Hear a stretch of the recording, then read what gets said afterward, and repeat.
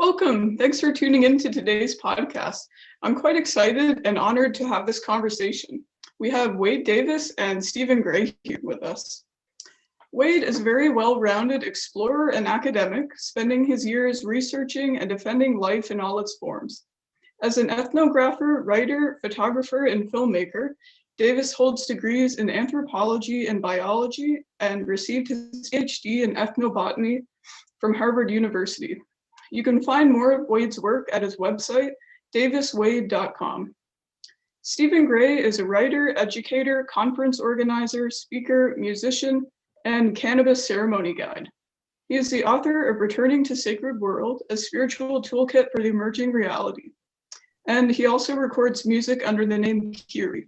Stephen has been an organizer at Vancouver Spirit Plant Medicine Conference, and also a student to Tibetan Buddhist Chogyam Trungpa Rinpoche. He's going to be helping me moderate today's discussion. Thank you both for being here today. Yeah, sure. Yeah, so we might as well talk about some of the work you're doing right now, Wade, in regards to Coca. It's quite fascinating. Well, Stephen, just before we jumped on this podcast, Casey was mentioning it, and you know, first of all, the whole. I mean, I think it's important that in the midst of this kind of psychedelic renaissance, we always remember how quickly the government can crack down on such usage. And we now know, for example, that the entire genesis of the war on drugs was essentially a political ploy by Richard Nixon. This is something that John Ehrlichman, his domestic policy advisor, has acknowledged. You know, it was essentially Nixon didn't really care too much about drug use per se or the implications of drug challenges as much as wanted to create a kind of he wanted to cleave the society between the so-called silent majority and those who he saw to be on the fringe, people of color, drug users, teenagers, students on university campuses that were on strike and so on. And so the drug thing really began as a political ploy, and it grew into this monster, which arguably has been the greatest example of folly in the history of public policy. You know, over $1 trillion spent, and now 50 years on, more people in more places using worse drugs in worse ways than ever before. And so I'm sure Stephen and I agree that the war on drugs must end, and that whatever the challenges, I won't even say in any way the dangers, but the challenges of general access to all of these psychoactive substances are trivial compared to the known costs in blood, in treasure, in lost lives of the war on drugs. I mean, the war on drugs has implied, amongst other shameful statistics, that in the United States, there are more citizens with criminal records than citizens with college degrees. And that is all a consequence of this folly. And it's interesting at the same time that the ease with which we've sort of flipped on marijuana is rather astonishing. You know, a substance that a decade ago could ruin a young person's life if they were found in possession of an innocuous or a modest weed. You know, I remember that Timothy Leary was sent away into federal penitentiary, serving time in solitary confinement for the possession of a joint, which is kind of horrific to think about. But the one plant that has sort of been left out of this sort of trend towards legalization, of course, is Coca, the notorious source of cocaine. And, you know, nothing could be, you know, it's an axiom of pharmacology that the purer the drug, the greater the potential of abuse. And when you extract a drug, obviously there's a greater challenge. Your first morphine addict was the wife of the man who invented the hypodermic syringe. I mean, even tobacco only became a really seriously dangerous plant when the cigarette machine was invented, and the mild strains of Virginia tobacco allowed for the direct inhalation into the lungs of nicotine. Lung cancer was virtually an unknown pathology until the early years of the 20th century. And of course, Coca, the second major drug after morphine extracted from a natural product in the 19th century was cocaine from coca. But coca is to cocaine what potatoes are to vodka.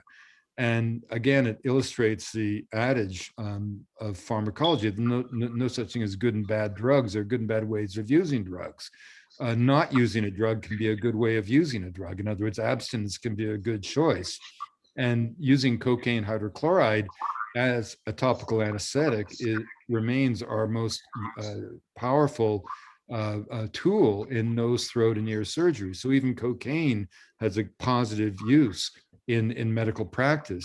I would argue that all drugs should be legalized simply because the priority has to be to break the back of the criminal element and eliminate the violence and the bloodshed and the disaster caused by the war on drugs. But the thing is about coca and cocaine is there are no two substances, natural product and extracted alkaloid, that could be more different than the two of them. And in the 1970s, through Professor Richard Evans Schultes at the Botanical Museum, Tim Plowman secured an academic grant to study the botanical sources of cocaine, because one of the interesting things about coca is that it has at least 8,000 years of history, certainly 4,000, but some early sites suggesting as early as 8,000 years of prehistory. It was known as the divine leaf of immortality to the Inca. It turns up in the sacred context in every major pre-Columbian civilization, from Moche and Chimu to Paracas and Nazca, Tiwanaku, Chachapoyas, of course, the Inca, etc. And it continues to be used in ritual context throughout the Andes of South America. And the fascinating thing about it is that when the drug was extracted in the 19th century, heralded by Freud, it was seen as a panacea and a treatment for morphine addiction. And of course, it became clear that the treatment or the cure was worse than the disease. But in the 19th century, of course, cocaine was available in dozens and dozens of over-the-counter products. It was considered a kind of a miracle drug. And of course, it gave rise to our most popular beverage, Coca-Cola, in a story that we can discuss. But the really interesting thing about this is that efforts to eradicate the traditional use of the coca leaf began 50 to 60 years before there was any kind of problem from street level cocaine. And the genesis of all that was really a group of physicians in Lima in the 1920s whose concern for the welfare of Andean Indians was matched in its intensity only by their ignorance of Andean life. And when they looked up into the Andes and they saw poor nutrition or illiteracy rates or various social pathologies, they had to find a cause. And because issues of land distribution, economic inequity, poverty came too close to challenging the bourgeois foundations of their own lives in Lima, they settled on coca as a demon plant, as the Spaniards had in the early days of the conquest. And incredibly, so that when the first UN efforts after World War II arrived in Lima to so-called study the quote-unquote coca problem, they announced at the airport upon arrival that the solution was in fact to eradicate the fields.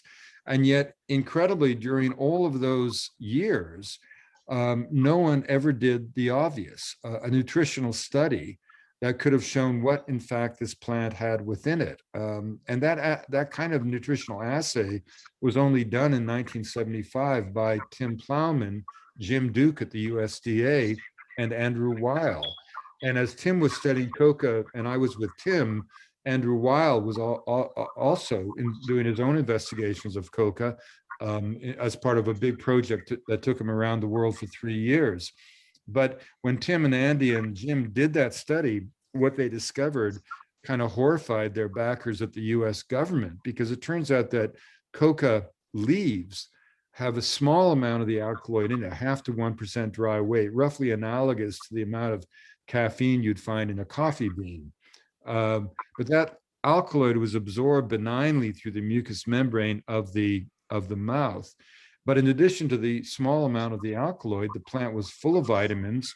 In fact, if you think of a society like the Kogi or the Arawakos, who use probably more coca leaves than most other societies, they are absorbing their basic nutrients in vitamins by their daily ingestion of the leaves themselves. But Wait, does it need is it lime that they combine, and is that yeah, I mean, necessary as a yeah, I mean, one of the concomitant? reasons, Stephen, is that a lot of travelers who report back from their journeys from Peru say, I tried to chew the leaves and nothing happened. Well, you have to change the acidity of the mouth. And that is a big part of the kind of the ritual and the protocol and the social realm of coca, is that you have to add some kind of alkaline. So that can be limestone, it can be seashells prepared in certain ways, it can be the ashes of certain plants. Young travelers will use simple bicarbonate of soda, baking soda. But the important thing about the nutritional part is that those studies also showed that coca had enzymes in it that enhance the body's ability to digest carbohydrate at high elevation, which made it perfect for the tuber-based diet of the Andes. And the plant had more calcium than any known plant studied by science. So that was perfect for a diet that lacked a dairy product. So in this one really quite simple nutritional study, Timothy and Andy and Jim put into stark profile these draconian efforts that are underway to this day to eradicate the traditional fields. And they showed that this was a plant that had been used with no evidence of toxicity, let alone addiction, for at least 4,000 years. And so that begged the obvious question: how could we cleave nutraceutical coca from cocaine hydrochloride, if only to give the campesinos a legitimate market for their crop? Because the fantasy of crop substitution belies the economics of the trade. Coca fields generate orders of magnitude more revenue than any other cultigen. They can generate 3 crops a year, and they grow in depauperate soils as well as good soils. But one of the things you find in all the wild species of coca is you often find them growing in road cuts and disturbed habitats and landslides. And so, you know, the genus itself, Erythroxylon, is a pan-tropical genus of several hundred species found throughout the tropical belt of the world. And of those, you know, maybe 17 to 20 have at least trace amounts of this alkaloid, cocaine hydrochloride, in them. And the really interesting story is what we've now discovered through DNA, is that the origin and the pattern of domestication that Timothy wrote about and concluded turns out to be somewhat wrong. Timothy thought that there are 2 cultivated varieties of coca, two cultivated species rather, Erythroxylon novagranatense, which is a coca of Colombia, and then Erythroxylon coca, which is a coca of southern Peru and southeastern Bolivia. And we knew that the coca of Bolivia had come up the Amazon and was picked up by indigenous people in the Northwest Amazon, propagated vegetatively from cuttings. And then there, the alkaloid content is less, and the preparation is more elaborate in that the leaves are toasted and then pounded in a mortar and pestle. And then the ashes of a number of plants in the Cecropia family, Yaruma, are added to the mortar and pestle. It's all pounded together and finally sifted into a powder, a fine powder, the consistency of talcum, which is known as ipadu or mambe. And in that case, the entire powder is taken into the mouth, made into a ball, and then absorbed completely. That coca of Colombian Amazon is in fact the coca of Peru.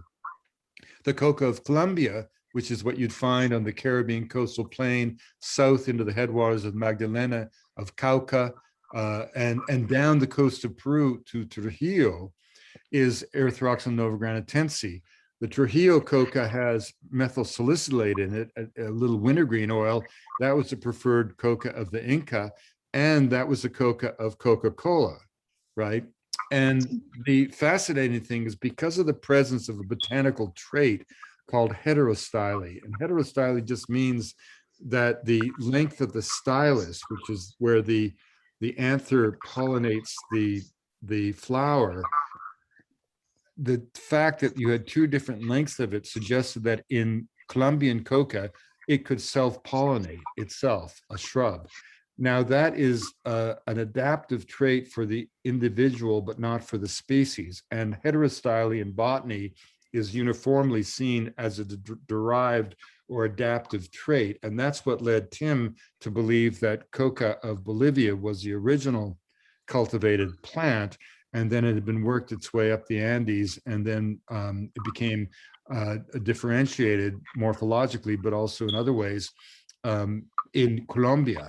And that's why he concluded that there were two main species, Erythroxylum novogarnetense, Erythroxylum coca, and two varieties, variety Coca in Peru and variety Ipadu in the Northwest Amazon, and then variety novogarnetense and variety Trujillense. But now the cool thing is genetics has in fact shown that this was in fact a case of independent domestication, very rare in economic botany, whereby the indigenous people had gone into the Amazon, into the cloud forests, and noted that a wild species, Erythroxylum gassipes, was bitter, and they independently domesticated those two different forms of coca from the same wild progenitor. So that's all kind of interesting botanically. But the most important thing of this story is coca is not cocaine, and that coca is the divine leaf of immortality. It's a mild stimulant, incredibly more effective for the modern need for stimulants. I mean, the key thing is we all are wired on stimulants. I mean, how many, every drug enforcement conference that people, break at 10 o'clock to bolt for the coffee pot. The narcs are wired all day long. So it's either tea or coffee or chocolate, or it's mate in Colombia, or it's khat in Ethiopia. But human beings like their stimulants. And some of them are good for you and some aren't so good. Khat's not very good for you in the long term. Chocolate's relatively benign. Tea's probably more pleasant for you than coffee. But anyone who tries to get through a workday by, knocking back the coffee knows how debilitating that can be. Coffee is not a very good stimulant for the workplace. If you quickly take too much of it, you get wired, you get jittery, you get anxious, you get nervous, and you can really get ill from it. I remember a great old truck driver I knew who drank, I saw him coming out of a log cabin up in northern Canada saying, wait, I gotta cut back. I just gotta cut back. And I said, well, Marvin, what are you talking about? Coffee, Wade, coffee. Well, I said, Marvin, how much do you drink? Oh, 5 or 6 a day. I said, Marvin, that's a lot of coffee, 5 or 6 cups of coffee a day. But I mean, lots of people drink that much. No, not cups, Wade, pots, Wade, pots. Oh, no. And the point is that the thing that's so incredible about coca is that it's so benign, it's so subtle. It's not even if you have a stimulant in you. It's more of it generates a mild sense of well-being, critically an ability to pleasantly focus on task for a great length of time without being distracted. And it has no sort of side effects in terms of the jitteriness of coffee or not being able to sleep at night. Obviously, like any other stimulant, if you take too much of it, you might have some trouble getting to sleep. But in general, you can use this throughout your workday, and as Andean people do. And then you come home, you have your meal, you go to bed with no. So in other words, it's not just a benign stimulant, it's an extraordinarily pleasant one, but also it really facilitates creativity. It really, and I say that very deliberately. I mean, very few stimulants do. Anyone who thinks they can work on marijuana in a creative way, maybe an artist can, I don't know, but certainly as a writer, I could never write creatively on marijuana or on alcohol. Whereas coca really, I mean, I'm not saying that there's not useful things to be done with marijuana. That's not the point. It's just, of course. It's just that if you really, Hemingway said anyone who thinks that writing is easy is either a bad writer or a liar. I mean, writing demands enormous concentration, and it's a real craft. I mean, you're basically making magic out of syllables. And but Coca has, my point about trying to get Coca legalized, Stephen, is really twofold. First of all, we have to give the campesinos a legal market for their product. And secondly, it just happens to be a heck of a lot nicer and better stimulant. So for that than the stimulants that we habitually use.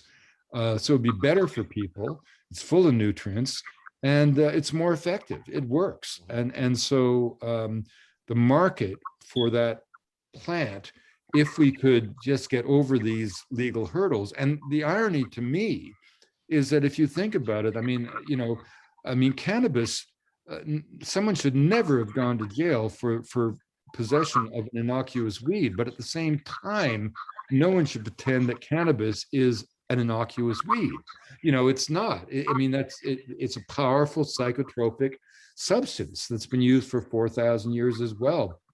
And so the ease with which we've kind of done the full 180 on marijuana, I think it's fantastic in terms of public policy.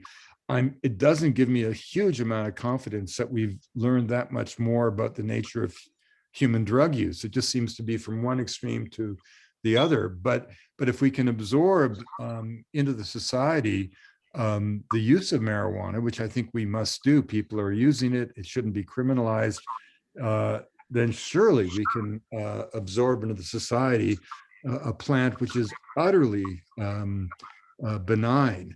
I mean, I would not want to be on a highway with a bunch of people who are stoned on pot any more than I'd want to be on a highway with a bunch of people who are drinking. But I would have no problem whatsoever being on a highway with a bunch of people chewing mambe. In fact, if anything, they'd be a bit more alert, more cautious, and more confident as at the wheel. Yeah, that's amazing, Wade.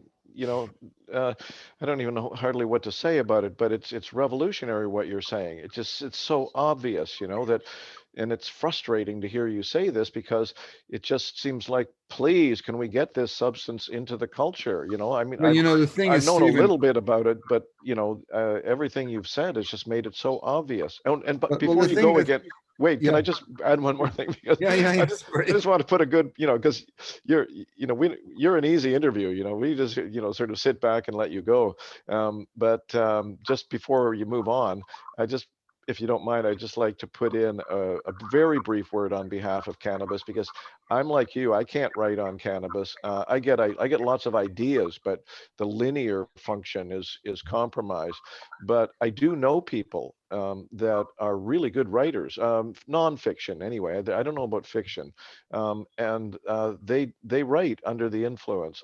But yeah. I think what happens is, if you're assuming you're writing every day, which I assume the person is when he's writing a book like this, I'll keep his name out of it because I don't know if he wants that known, but he's written a book that's sold for 500,000 copies on the history of a particular psychedelic, and he says he writes like that all the time. And I said why, or how does that work for you? And he said, well, it's a vasodilator. It just sharpens me up a little.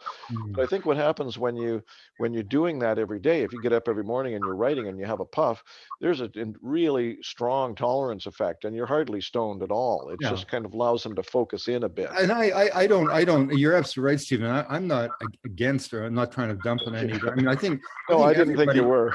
Everybody, there's, it's like, I think, there's good and bad ways of using drugs.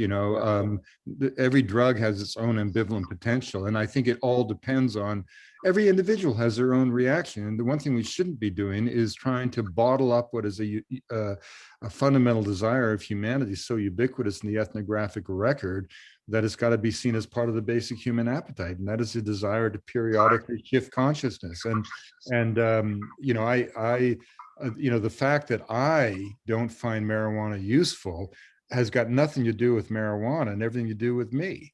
But part of what one has to do as a society and as an individual is you have to make your wise decisions. So in that sense, You know, I find Coca just a very kind of utilitarian substance. And, you know, the question is what's keeping us from pursuing the logical. I'm really convinced it's because they're two powerful forces that don't want this to happen. The same forces that don't want the war on drugs ever to end. One, those who are making money from the illicit trade, and two, those who are making money pretending to stop the illicit trade.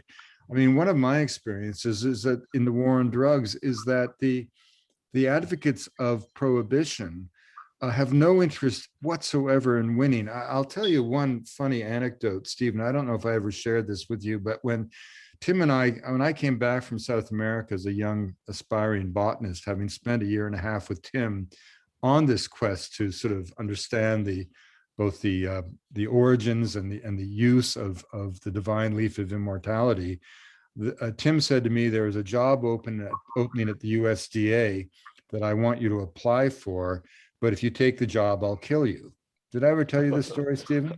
I think so, but tell it again anyway, Wade. But, so I went to the USDA at Beltsville, Maryland, and I walked into this office that I've been directed to.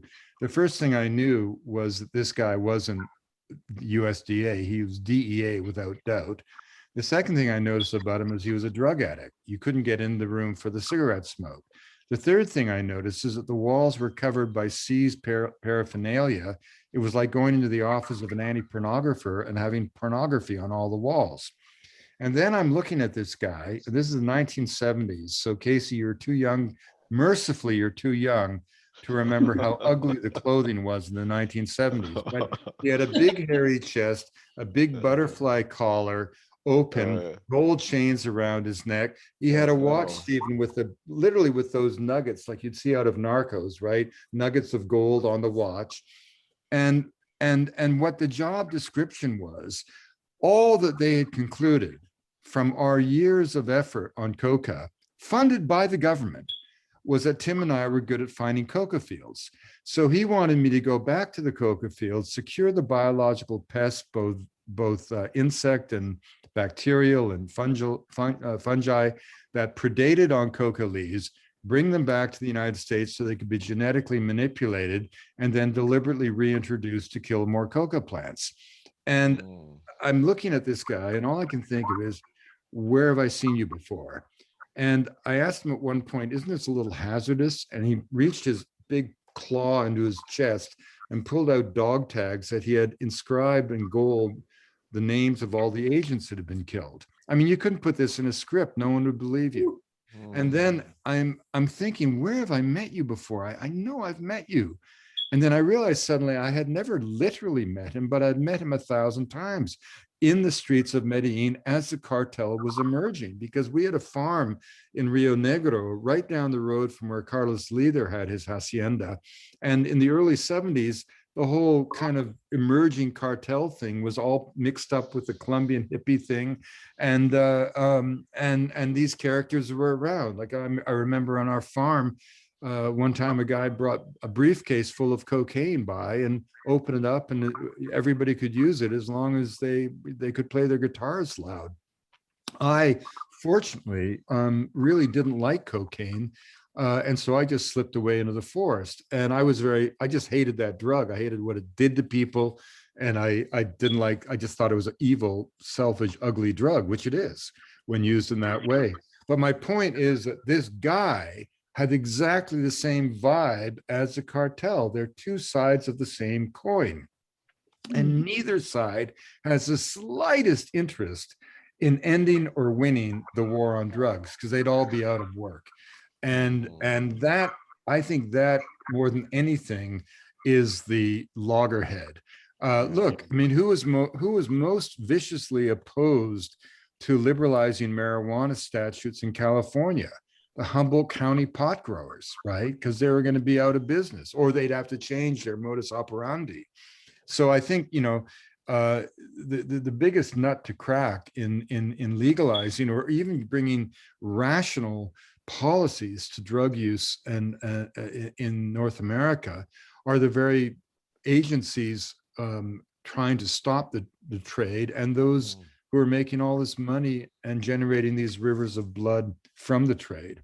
Yeah, I wonder, I wonder what the sort of the steps would be toward legalization, because, cannabis was a somewhat unique situation because it was already there in the culture, right? It's easily accessible, it's easy to grow, et cetera, et cetera, and so many people were using it and liking it, and that had been going on for a long time. So when the legalization measures started to come in, there was a huge groundswell of existing support in the culture. Yeah. Whereas it's not there for Coca. So no, I think that's I was yeah. talking to Andy Weil about this, and I mean, that is part of the problem, is that, you need to generate a lobby in any social democracy of people calling for their right to use something. And Lord knows we not only had a huge number of marijuana users, but we had a huge number of ex-marijuana users like myself, who recognized that the plant had no reason to be, causing people to have their lives ruined. The thing is about Coca, it sounds like an advertising campaign already, but try it, you'll never go back. In other words, I've never met any writer or anyone. I've never, I mean, in Colombia, for example, Mambe has become a really it's become kind of radical chic. Everybody uses Mambe, even the most conservative elements of the society, because it's such a, and that's one of the arguments we've been making in all sincerity and legitimacy, is that why we can talk about the implications of the war on drugs in North America in terms of sort of increased incarceration rates, aggravating already deep tensions and chasms between people of color and people of the dominant white society, leading to the ridiculous 100-fold increase in penalties for crack cocaine versus powdered cocaine, when all we're talking about is a marketing, pharmacologically two elements from the same drug. But we don't see the rivers of blood. Yes, we see deaths in our inner cities. We see murder rates. We see lots of consequences of the darkness of the trade.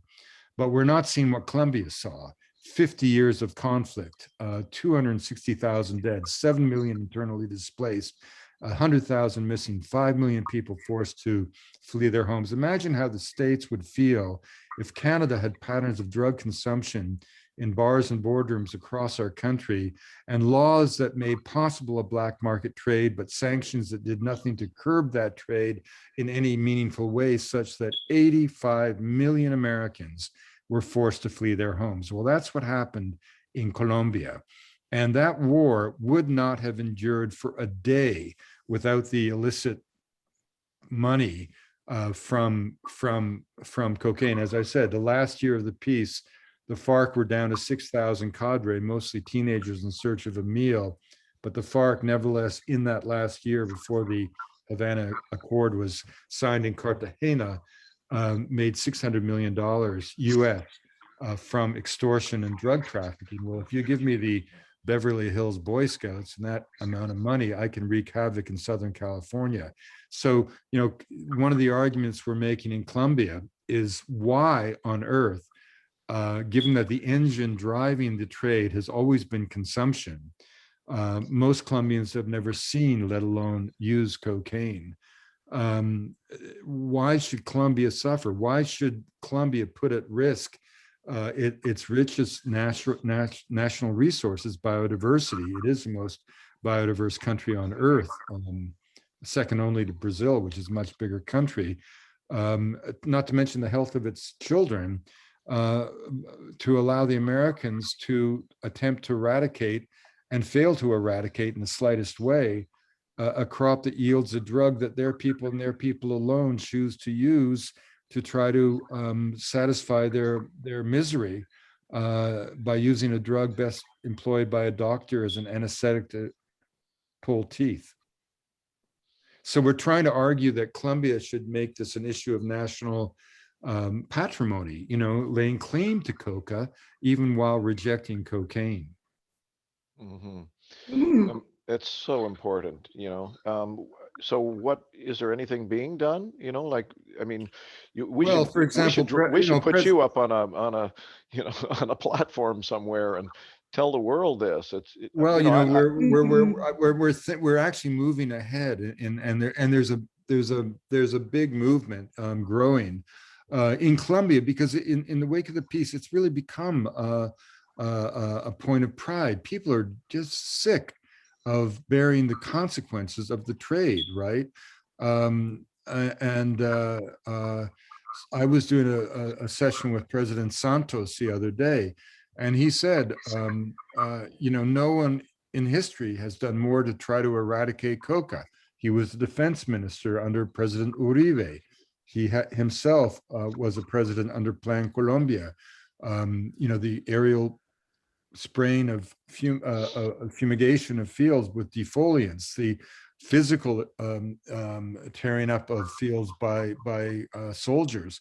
And he said publicly, I was mistaken.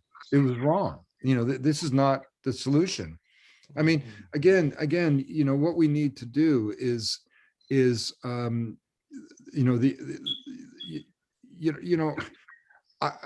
not saying that cocaine is a good drug.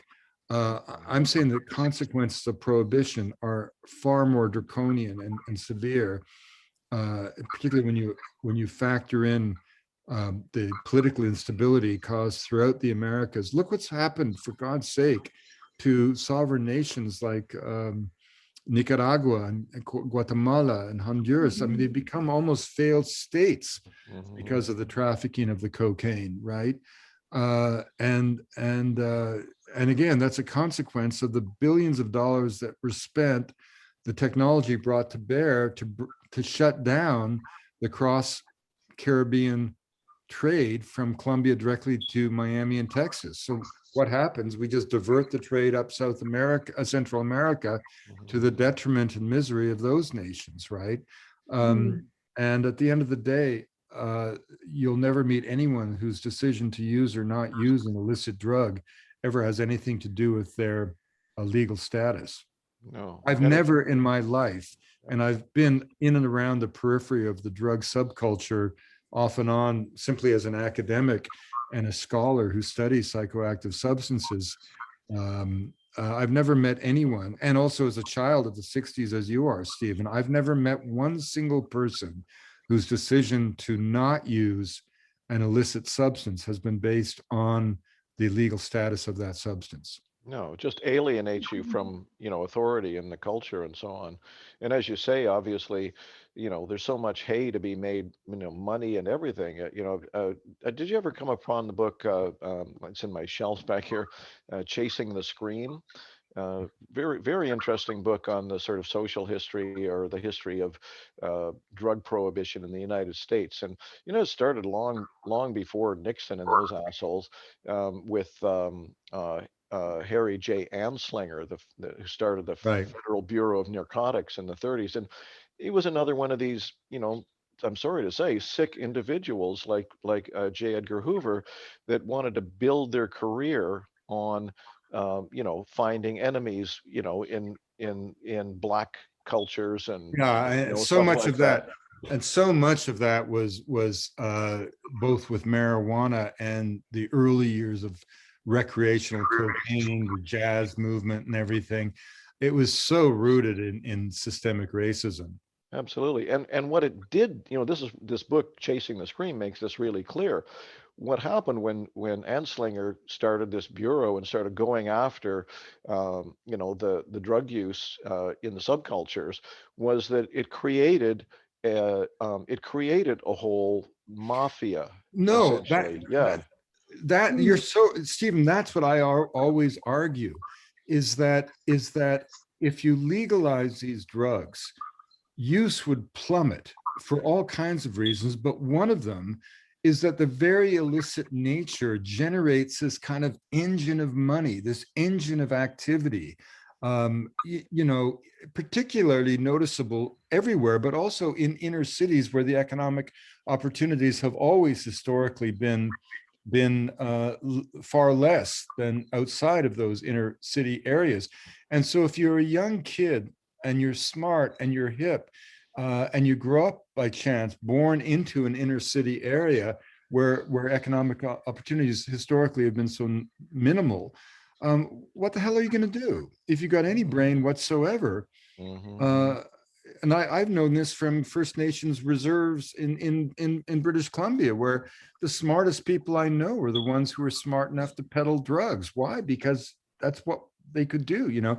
So the illicit nature of the prohibition, I think, generates a huge amount of the fuel that keeps this engine going, right? So legalization also takes care of that.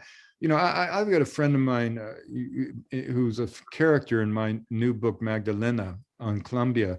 But, you know, Sandra tells this incredible story of at the age of 15, at the height of Escobar's terror in Medellin.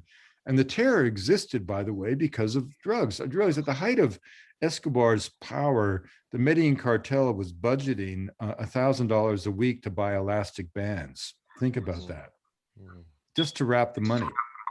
So when she, at the age of 15, when her parents had been nearly killed by a bomb, and when their house door had been blasted in and the hotel across the street blown up, and when she couldn't distinguish the sound of thunder from the sound of bombs as a little girl, the family decided to send her to live with a grandmother in Miami. And there she went to high school for a year and was made fun of for being from the land of Escobar by American teenagers whose main social activity was the pursuit of drugs, with Colombian cocaine being their drug of choice. Sandra had never, growing up in Medellin, seen, let alone used, cocaine. So again, we continue to export our problem, and it's our problem if our citizens are suffering, and to the extent that they're seeking salvation in substances like crystal meth, in substances like cheap cocaine, you know, cut with adulterants and so on. You know, that's a social problem that we have to deal with here. And instead we export the problem and blame the, this isn't to say that Colombians aren't, you know, some Colombians aren't responsible for feeding the trade. Of course they originate the supply of cocaine. But without the demand, there would be no supply, and the engine driving it is the not just the demand for the drug, but the illicit nature of the drug that generates these profits that allow criminal elements to come to literally dominate nation states, as happened for a while in Colombia. And it's happening right now in Honduras. Look what just happened. The brother of the president turns out to be the major cocaine trafficker of Honduras. Unbelievable. Yeah. Yeah. And just think what it would do. You know, if Coca became insinuated into culture as a replacement for coffee, which obviously would be a great thing, just think what it would do for the campesinos, the farmers and whatnot. In Colombia, in places like Colombia. It's wonderful, you know. And may I just say also that one thing you alluded to, which is a whole other topic, and we're not going to get into, obviously, is that it's a deeper problem of meaninglessness in these modern cultures. It's what Martin Prechtel calls the loss of the indigenous soul, you know, and that's a longer term project somehow, isn't it? Well, but I think you're right, Stephen. I mean, I think, and I write about that in the book, and I even sort of modified it a little bit in the editing process. But I feel a little bit, you know, on a mission here, because I just, you know, I don't respond well to injustice and unfairness. And it's just not right that Colombia, a country where I'm now an honorary citizen, should have gone through these agonies simply because fundamentally American society since World War II has gone through transformations that have eviscerated the economic base in so many communities, and an ongoing racial conflict that just does not seem to get any better by the year, and all kinds of sociological challenges that America has, even though as America looks in the mirror and always sees the image of its exceptionalism, as I tried to suggest in that Rolling Stone piece last summer, The Unraveling of America, if you actually look beneath the surface, there are all kinds of challenges that this country hopefully now is trying to come to terms with under the new presidential leadership of Joe Biden. But nevertheless, these deep challenges the country faces, and that accounts for why so many of its citizens, isolated, alone, economically challenged, their cities eviscerated by globalization, have turned to these substances as a kind of a way to anesthetize themselves. I mean, it's interesting. It's not that the quote unquote drugs sweeping America are not exactly the drugs of illumination that you so properly and wonderfully celebrate every year at the Plant Spirit Conference in Vancouver, Stephen. We're talking about crystal meth. What is crystal meth? It's what allowed the Nazis to march their armies across Europe. I mean, that was a hidden secret weapon, if you will, of the Wehrmacht. The reason their soldiers were able to keep going was they were wired, all of them were wired on speed. It's not a good drug. And similarly, cocaine anesthetizes the senses, but it's not a pleasant, it's not a drug of the spirit, right? It's a drug of the ego. It's the anti-love drug. It's a drug of just a me drug. It's a total me drug. It's that's even the symbolism. Rolling up $100 bill and saying to somebody, here, take $25 of mine up your nose. I mean, it was just the whole thing. Even the culture around the use of cocaine is so repulsive to me. I mean, I just have this image of the spread of hepatitis C as all those people had all those $100 bills jammed up their noses, dripping their snot on each other's billfolds. I mean, it's just so awful. Charming. I mean, what we need to do is end the war on drugs, treat drug addiction and dependency as a medical problem that it is, and seek ways to heal the society as opposed to punish those who are victims of the infirmities of the society. So are you going to write a book on Coca then? Well, I'm writing something right now on Coca. Yeah, that I may, in fact, it's funny you should say that. That's one of the books on my, on my agenda. Hey, I was just wondering if Casey, we've, as I mentioned a little while ago, you're such a fluid and fluent idea tsunami that it's been pretty fast and furious here. And Casey hasn't put in anything yet, and it's her show. I was just wondering, Casey, did you want to add anything in that we missed out that was on your agenda? Yeah, well, that was just beautiful. Hit the problem right on the head there. Like, explained it in so much detail on what we're going through with like the war on drugs and demonizing plants. And it's quite a shame, because these plants, like you say, Wade, Coca, it's a completely different thing than cocaine. And when someone thinks of cocaine, they kind of associate the two with each other, but they're totally different. So we're not even seeing it for what it is, and we're demonizing it. And just like tobacco, and just like opium, and all these other things. And it would be awesome to come to a place where we actually see them for what they are and be able to utilize them in ways that's respectful for these plants. Well, that's a good point, Casey. I mean, one of the Andy Weil from the earliest years, always asked the question, what is it that Indigenous people know about these substances that allows them to use them without any kind of addiction or complications? And it's pretty basic. Use them in natural forms, which are pharmacologically safer. Recognize that the use of these substances is a legitimate thing to do if done judiciously. Don't distinguish drugs based on culturally based moral or religious opinion, but on pharmacology. And third, in certain cases, insulate the user with a protective cloak of ritual that envelops the user in the community, and allows them, in effect, to use these substances in positive ways for both his or her individual benefit, and often in the case of some of the psychoactive sacred preparations for the benefit of the community itself.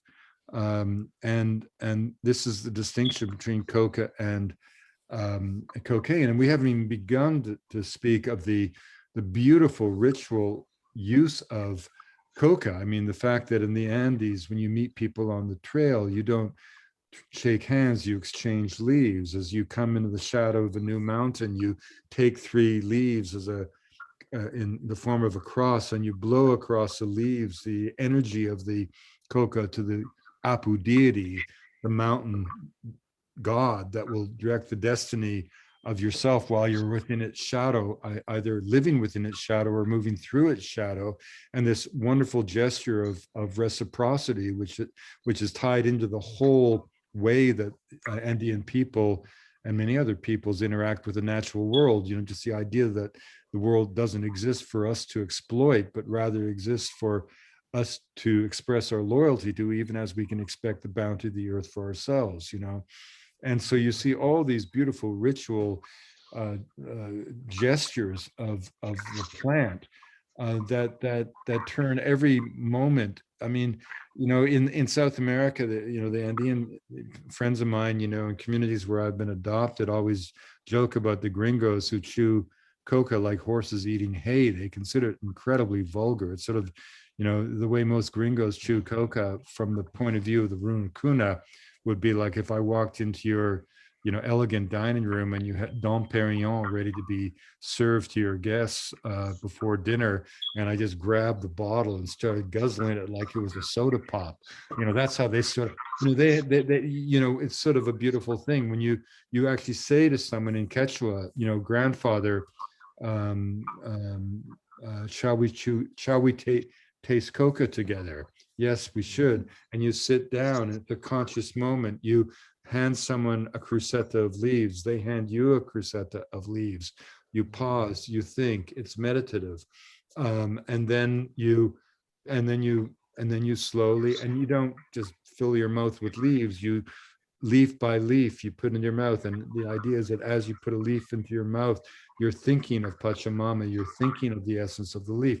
So it's very deliberative, and even in mundane circumstances, for example, a collective labor party in a field doing the hoeing or the weeding or the sowing of the potatoes, all of which is done as collective labor. You know, you pause in the morning to in a circle to take a chew of coca. You scatter coca over the fields as a symbol of fertility.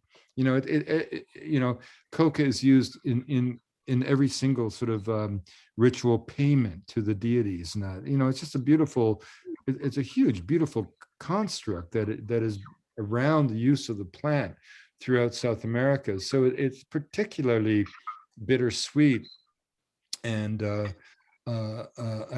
perhaps revelatory in a way, that the way we've embraced this plant is to turn it into crack cocaine, and sociologically to turn it into the consequences we see in the streets of our cities and the murderous rivers of blood in places like Central America right now. That speaks more about us than it speaks about the plant. And the way that it's revered in the Andes speaks about the people there as much as it speaks about the plant. Yeah, that's that beautiful description you just gave of the way that people deal with coca in South America is so much more sophisticated and sensitive than the way that we up here deal with anything really. So short of since that's a long way off from A to B at this point up here, what could you imagine? How could you imagine, realistically speaking, coca taking its place in, say, North America? Yeah, it's a good point, Stephen. I mean, the biggest challenge besides the legal barriers is the actual way of taking the leaves. I mean, I don't see in North Americans, I actually enjoy taking coca leaves orally. And I like the ritual of adding the lime and everything, but I've been, engaged with the plant since I was a kid. and I love mambe, but again, getting people to put a big spoonful of talcum powder on their tongue, and then you can't really. You have to be a little careful. You can't just start yakking away, because you'll suddenly get this green cloud coming out of your nose. It's not going to happen. Pleasant. That's not going to happen. So the obvious delivery system is chewing gum, or something like chewing gum. And Andy Weil and Tim actually created a company in the 1970s. I think it was called the Beneficial Plant Research Association, to look at a number of interesting plants of nutraceutical or medicinal potential from South America. But the real one of great promise, of course, was Coca. And they actually got quite far during that. You'll remember, again, Casey, you're mercifully too young to remember this far ago, and I hate to. But Stephen will is that during the Carter administration, in the wake of Watergate, there was quite a moment of liberalization. There was talk of legalization of marijuana, decriminalization, and so on. And Andy actually made some overtures to the Carter White House, and they were open to considering alternatives, because cocaine was becoming at that time a serious problem in the streets of American cities. But then, of course, the election of Ronald Reagan in 1980 and the acceleration of the war on drugs and Nancy Reagan's, I think, well-intentioned but ill-conceived "Just Say No" campaign shut all that down. But now's the time to open it up again. Let us hope so.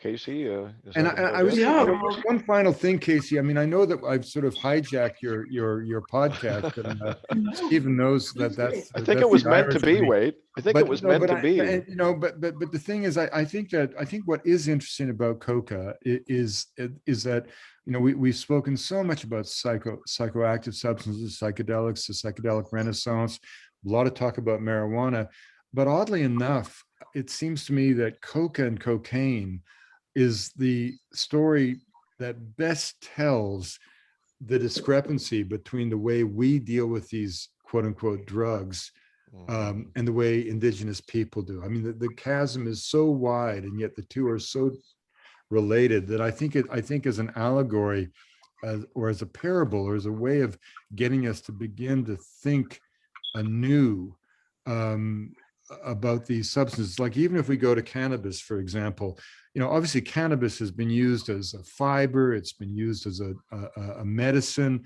it's been used as animal feed, human feed, and as a mild stimulant and psychoactive substances for thousands of years. But I don't think you can argue that marijuana comes close to coca in terms of its daily salutary effects. In other words, it's not an accident, for example, that when you go to a fancy hotel in Lima, in the mountains of Peru, rather, you're going to have a big thing of coca tea just waiting for you. And again, when you take coca as a tea, you're really absorbing almost zero of none of the alkaloid, but other ingredients, flavonoids and other elements within the leaf seem without doubt to have this ability to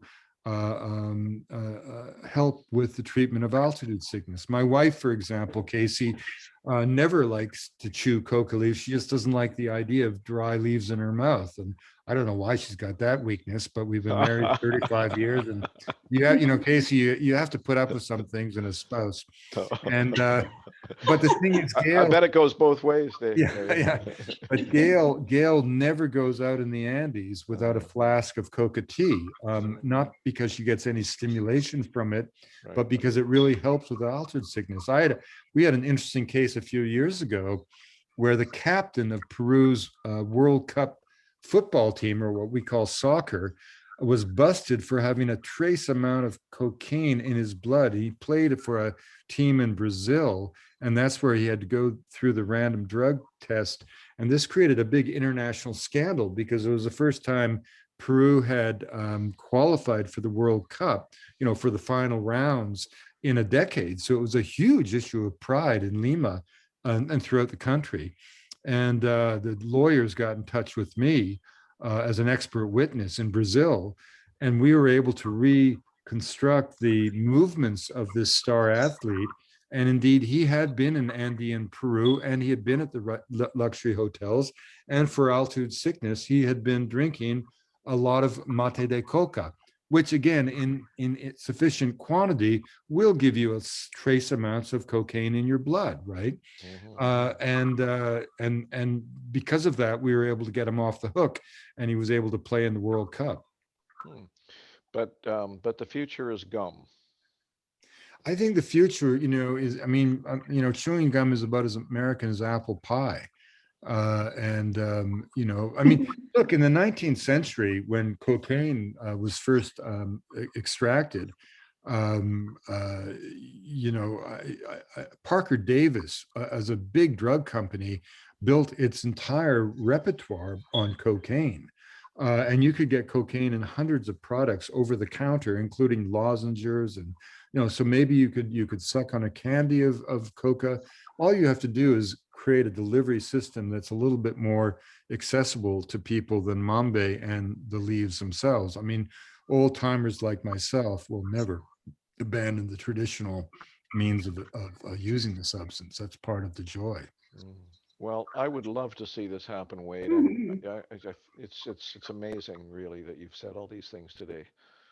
Well, it's going to be my first billion. When you read that Wade Davis went from being someone who couldn't balance a checkbook to one of Canada's great billionaires, if that ever happens, you'll know the source of my wealth. And it won't be cocaine, I'll tell you. It's interesting there, just as an aside to show how silly this is. Mambe, as I said, has become extraordinarily popular in Colombia. It's legal in Colombia. It's the constitutional court. And it's what exactly is Mambe? Mambe is the Amazonian coca powder. And again, it's because the variety of the coca shrub brought there from the Bolivian Andes has half the cocaine content, and they propagate it not from seed. The seed of coca plant is not long lasting.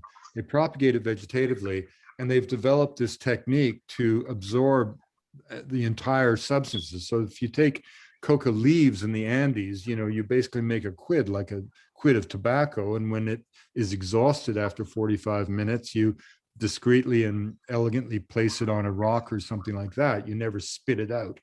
But in the Northwest Amazon, they've learned to create this powder that you actually absorb completely through the stomach. So you actually are absorbing all the vitamins and nutrients of the plant.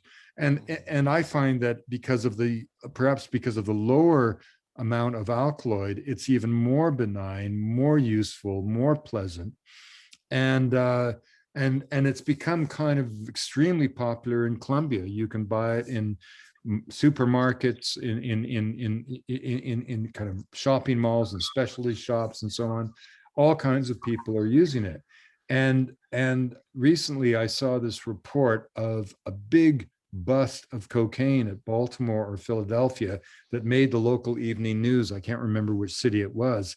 And it was just such a pathetic statement of the war on drugs, because the announcer was saying essentially, well, the DEA, with all of its extraordinary experience, it's standing for the protection of our nation, has unveiled a novelty from the criminal elements, green cocaine.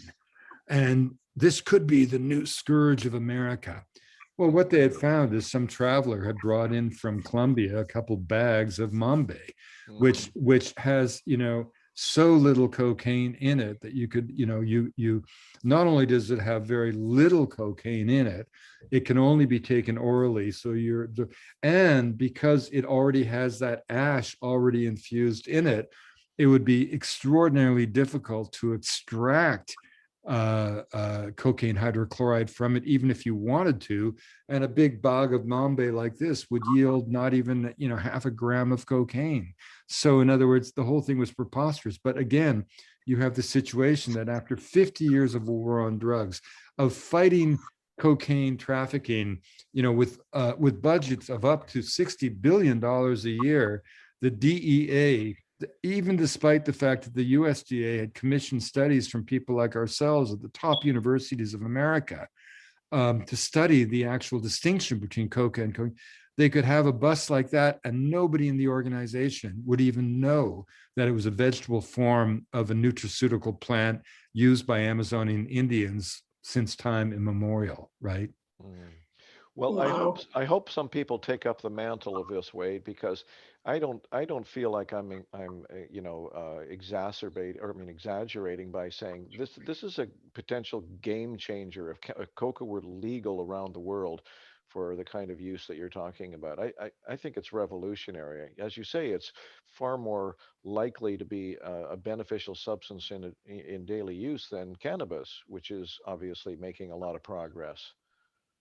No, I mean, I think the key thing here is that, people can use cannabis in all kinds of interesting and useful ways. But, and also there's all kinds of formulations of it, and I'm not knocking it, but I don't think we want, it's not something that it's always going to have some level of regulation. We're not going to want people driving on cannabis, where it'd be just stupid. We don't want people. I mean, I'm not saying that someone who's taken a small puff of cannabis shouldn't be able to get behind the wheel.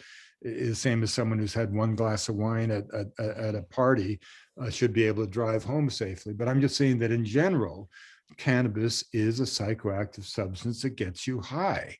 And coca is not that. Coca is a benign substance, is gentle on the body, but far more useful to the body than a good cup of black tea. I want to know how to get some. Yeah, it's not easy to get because of No. the silly laws. Yeah. I think they actually just opened up a Coca shop in Vancouver, Stephen. Well, it must yeah, be but it went out of, illegal. I heard about it, but I think it went out of business, Casey, in COVID. Yeah. But one of the hopeful things about this, though, seriously, Casey and Stephen, is that at least coca leaves are Schedule II, according to the US DEA. Those who don't know that, Schedule I is sort of the really bad drugs, heroin, cocaine, whatever. And so Schedule II should make the legal impediments easier to overcome. And I think the other thing is that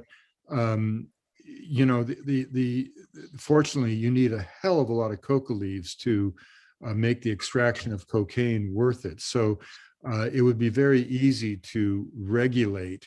I mean, people aren't going to be running around coca shops and buying up 10,000 little bags like this so they can take it all home and make a few grams of cocaine. I mean, that's not going to happen, and with Mambe, it may be almost impossible to do that because of the high level of ash that's already in the powder. Mm-hmm. Well, thank you so much, Wade, for talking about this. It's definitely a worthwhile pursuit, just look around at our country. We have so much addiction, like so many people are suffering from addiction. And like you say, that's not even the half of it. Like, look at these countries where it's being made and originates from. It's like bloodshed everywhere. Like you say, that's just terrible to think about. So we need to start repairing. Casey, just before we go, look, I mean, one of the things we learned from ethnography is that people, however you want to phrase it, like to get high. And as Andy Weil always remarked, that kind of basic desire starts in childhood when we spin around until we fall or we twirl people around. And so what does that really mean, getting high? I think it means because the human condition is such that we wake up in the morning and we've got things on our minds, or we're feeling a little groggy from lack of sleep or whatever it is. And so we want that bolt of caffeine. We think it's going to make us feel better, wake us up and everything. But I'm not really convinced that people of course, some people want to go out and get drunk for whatever reason. Some people will want to take cocaine, or some people may want to be drawn to the oblivion that heroin gives them. I don't know. I can't speak to that. But in terms of the vast majority of the citizenry who are drinking coffee habitually, or tea, but usually it's coffee, this wired addiction to caffeine. We're looking for something to kind of quietly get us through the day that will just, lift our mood a little bit, allow us to keep focused on task, but with no side effects, no changing of mood in terms of becoming aggressive as we become with alcohol, or idiotic as we become with the bottom line is people like something to make them feel slightly better, right? And you can pretend that's not the case, but it is the case. And of course, those who deny that are the same people that deny sensuality. I mean, it's like the definition of a Puritan is a definition of somebody who is terrified all of their lives that somewhere, in some place, somebody in some way is having fun. I mean, that's what a Puritan is, right? Yeah, absolutely. And similarly, there's a lot of people who deny the fact that it can be completely reasonable to want to slightly elevate your mood with coffee or with whatever, but people all around the world seem to like to do that, whether it's kava in the South Pacific, or whether betel nut in South Asia, or whether it's khat, which is not a very nice plant, in Ethiopia, whether it's mate in Argentina and throughout Patagonia, whether it's guayusa, another form of holly used in Ecuador, or yopan, Ilex vomitoria, used in the American Southeast by indigenous people, or tea, green tea, black tea, multiple teas, coffee, of course, in all of its extraordinary international commercialization. We like to do this, and it just happens that of all of these stimulants, without any doubt whatsoever, the most benign, the most pleasant, the most effective, the most helpful is Coca. And it's the one that we are denied access to by the war on drugs. Incredible statement. Hey, Casey, can do we have time? I know we've gone over your hour. Do I have time for one more question for Wade? Sure, yeah. Yeah, Wade, I'm just wondering, you're obviously sharp as a tack, but then I'm sure you've always been that way. But do you know if there have been any studies that indicate that Coca, pardon me, has any long-term beneficial brain effects for, like as a smart drug, so to speak? My guess, Stephen, and again, it's not my field. My guess is that there's been a lot of studies on the effect of cocaine on the brain, most of which would probably be bad in the end. Right. But Coca, has been, it's been very difficult to study it. During those years that we were working out of the Botanical Museum, the only two legal importers of coca leaves in the country was Coca-Cola and our museum. So it was not an easy substance and for people like Andy Weil, who were in a position to study it seriously, the heat of the war on drugs just became too much during the 1980s, right? So I am relatively familiar with the literature on Coca. And I could be missing something. I mean, this is not the only thing I studied by any means, but I think there's an awful lot of work that still can be done in terms of the long-term health benefits of the plant. I doubt, and again, when you start to study a plant like that longitudinally, you have all kinds of cultural challenges too. What does it mean, long-term health to a farmer from the high Andes as opposed to someone living in the city? So, but certainly I've never seen any evidence whatsoever that long-term use has any deleterious impact whatsoever. What a great campaign for the legalization and widespread use of coca. Yeah, we're going to do our best. Mm-hmm. Yeah, well, that was just fantastic. Over exceeded my expectations, that's for sure. Yeah, I just want to add at the end, I guess, you have a history in biology as well, right, Wade?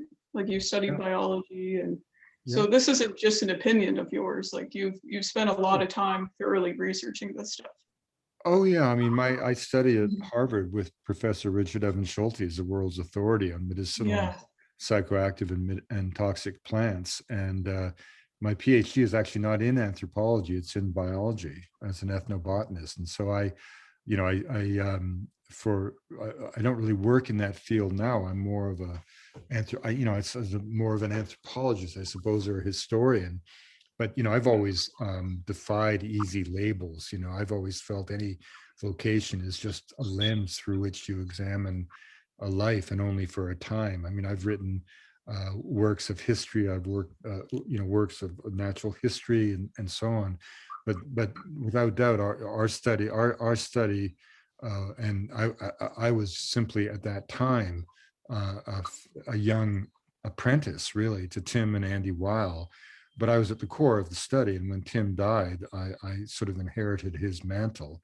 And in that sense, I think I can say that I know as much about Coca from a botanical and from an ethnographic point of view as just about anybody. Mm-hmm. Yeah, that's quite relevant too. People watching, if they're wondering about the credentials, well, it's quite evident that you certainly know what you're talking about. Well, I hope so. I'm not always, as Stephen will be the first to acknowledge.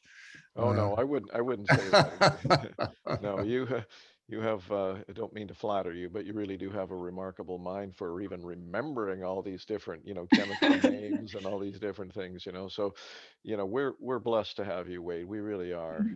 So thank you. Well, thanks, Stephen. I look forward to seeing you at the next Spirit Medicine Conference.